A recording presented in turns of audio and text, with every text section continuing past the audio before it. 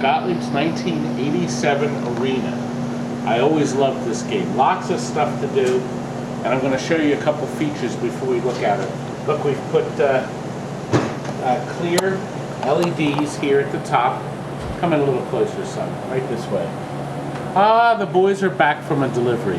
Do you know what time it is? It's 10 o'clock, and we're still delivering games. Anyway, these blue LEDs here, they're clear. They make it look really nice. We have regular lights here, but down here we have red LEDs, and underneath the playfield purple, and real bright green ones for the wall. You're going to see how neat that is. Up top here, logic board. I'm going to show you. This is the System 80B, and I'm going to show you how you can bulletproof yours. You got to take this board off, and you got to take this little board off. You need a solder station. If you don't have one, forget this. Then you got to reflow solder on the backs of all these little pins, or all the little legs of that board, and then resolder it to the main board. What was that? Another boy returning. Anyway, this board has to be nice and stable, so when you tap on it, the game doesn't shut off. If you had a lot of intermittent problems with the System B, it's probably this board here. But once that's done, this board runs great. Lithium battery and a blocking diode. We took out that rotten little NiCad that used to leak all over the place. And of course we put the jumper that's missing on this model and all the games before this between the driver and the logic board. That extra ground wire ensures nothing goes wrong. Remember to solder or tighten the screws on the 3 transistors. And as you know, Gottlieb kind of ran out of room. They ran out of transistor space. So what they did, they have these auxiliary boards with transistors, and these here, you have to tighten all these screws and reflow solder on the resistors and these connectors, and then baby, you're home free. That's a really good, easy, reliable system. Oh, up here, did I explain that? I don't think I did. You could fry eggs on this, but to make this run real smooth, tighten these screws, reflow solder on these 2 connectors, and squirt that pot with contact cleaner, and then turn the wiper up and down, up and down, up and down a bunch of times, and then readjust the 5 volts just right. That's bulletproofed. You're done, at least for a number of years. And then you put that glass back in. Look how beautiful the side art is. Walter, show the beautiful blue and gold on the sides. Stephen did his magic on that and touched it up. It looks just fantastic. We took the black T-molding out and put black and chrome here. This playfield actually has parts from 2 arenas, this one and another one. We combined 2 to make one nice one, and now we have a very parts arena now. A very parts arena. But we'll keep that for the next arena so we can borrow and rob parts from it.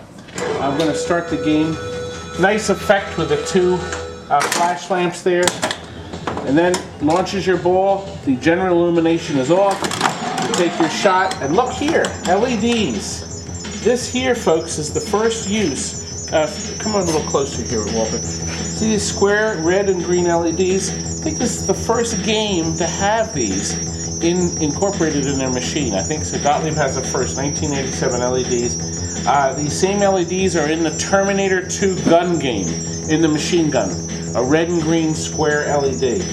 You try to go in any of these holes, the only one lit now is the million. These others are only worth points until these other lights are lit. So we'll go down here and we'll start the game. Now, when you're playing the game here, the idea is to spell PIT, P-I-T. You roll through this lane, you always get the first letter. Every few minutes it does that little light show. It's kind of neat. If you go up here and down, you get PIT.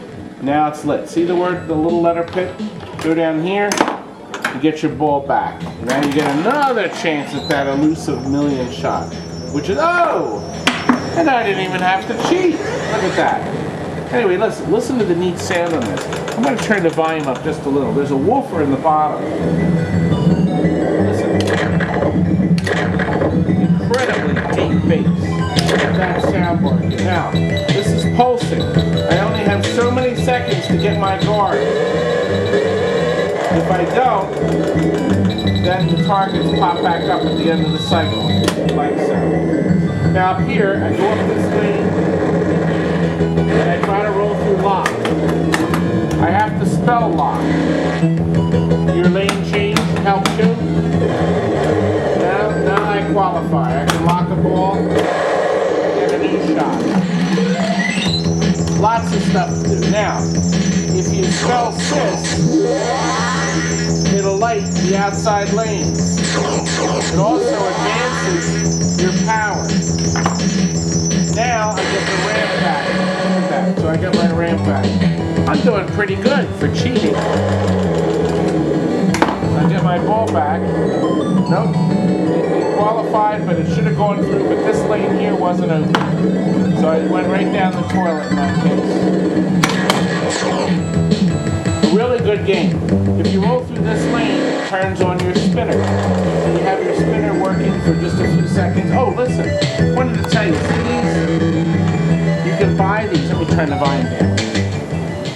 Marco's Specialty still has these brand new for 15 bucks each. You should buy them while you can if you have an arena. Buy a couple and keep it in the game, because your bulbs inside are sooner or later going to get over bright or dark and over age, and plus they're nice and clean. Obviously we put 2 new ones on this before we sold it.